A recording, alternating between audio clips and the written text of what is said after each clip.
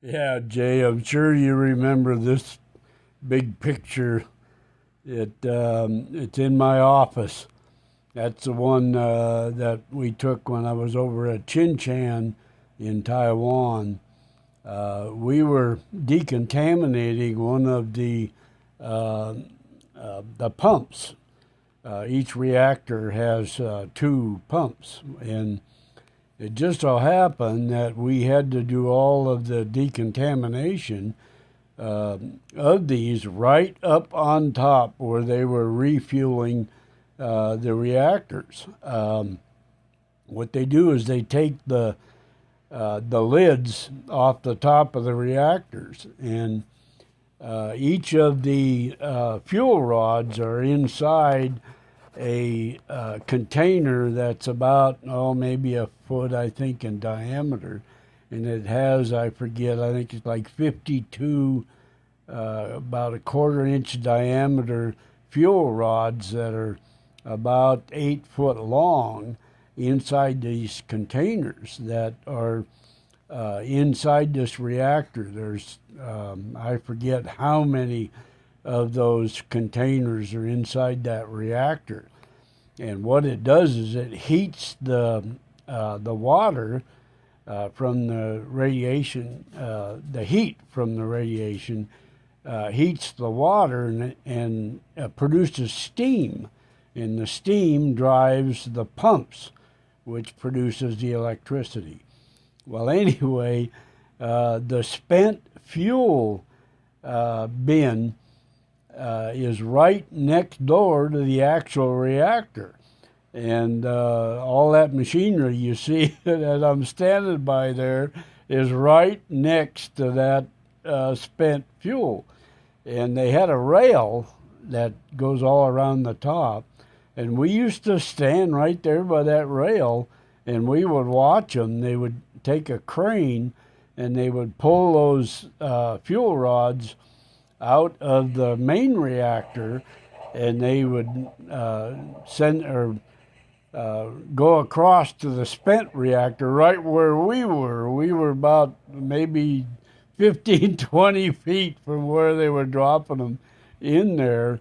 It's a cooling thing where it cools them down too. But I remember when they took those containers out of that reactor, they glowed. I mean, they glowed so bright, and it was just crazy. But there was no radiation.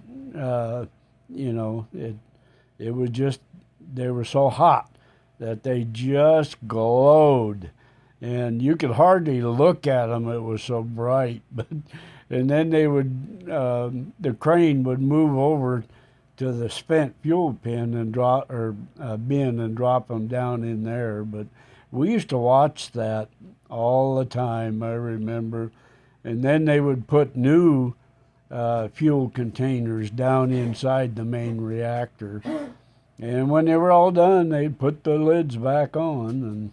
But I'll never forget that, being able to actually watch that. That was just amazing. Also, that's the same place that Buddy and your ma came over when I was over there the second or third time. I can't remember which, but the last 2 weeks I was there, I brought your ma and Buddy over. But also, I was going to tell you that crane was a bridge crane, which went across the top of the reactor, and the operator was in a cabinet right above the reactor, and he traveled with that bridge back and forth on rails from the main reactor over to where the spent fuel bin was. But and then I also remember a time we used to have a pump decontaminating station down in Palm Springs, California. And one time I was down there, your ma came down for a couple of weeks.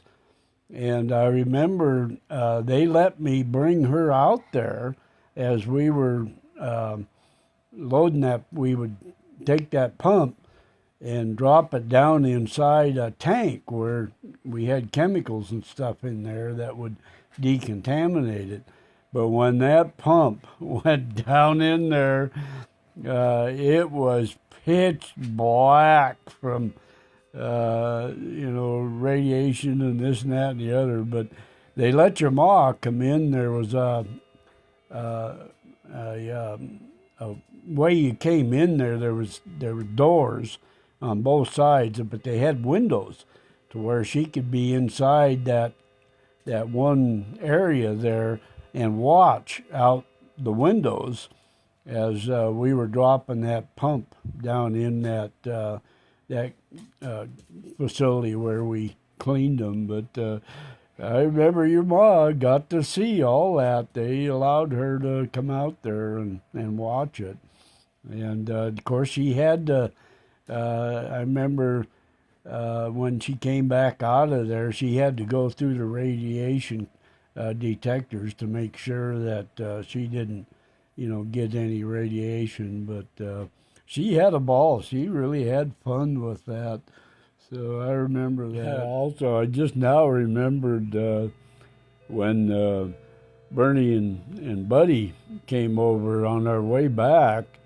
I think that time, usually we would land in Japan or something to refuel or something. I can't remember what. But that one time we landed in South Korea. And I remember they announced over the PA on the plane that we were going to be led to a certain area, and we were not to leave that area. And I remember we got off that plane, and they had Army cops and stuff that actually led us from the plane into this one area.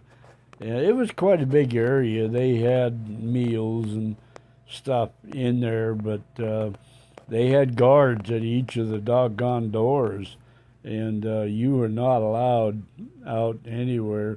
In fact, I think they had some places there where you could get different, things to take with you, knickknacks or something, I guess, that you could take with you. But yeah, we were actually in South Korea. I remember that. Old memories. I also remember too. I think we were on our way back from Taiwan. I think we're on our way back, and Westinghouse. Any flights over 4 hours, Westinghouse flew us first class, and I remember we were coming back on a 747, which had that first class was way up on top, behind the pilots and stuff, and they were so plush. You could those seats were like recliners. You could actually recline them out with the footstools coming up like my recliner here in the back would lay down. You could actually go to sleep in those chairs. And I remember going up to the